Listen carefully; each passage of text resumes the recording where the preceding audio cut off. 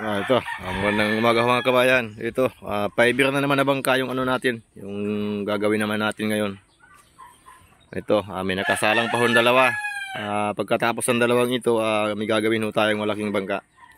Ang haba, 30 ang kasko, ang taas naman ng intable, 30 inches.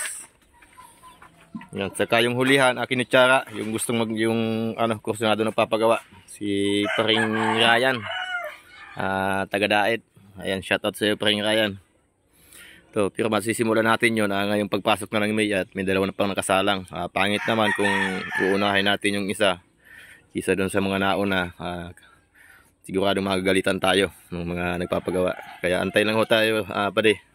At madadali din ho natin yun. So, malapit na ho itong isang ito. Malapit na lumutang ito sa dagat. Isang bangka na ito. Sunod ho dito, itong isa naman. Yun, malagyan lang ho ng pasamaan yun sa magusok. Simulan na ho natin yung kaya yung isang bangka na malaki. Ayan, shoutout po dyan sa lahat natin mga viewers dyan. Ito, 5 year na naman na bangka.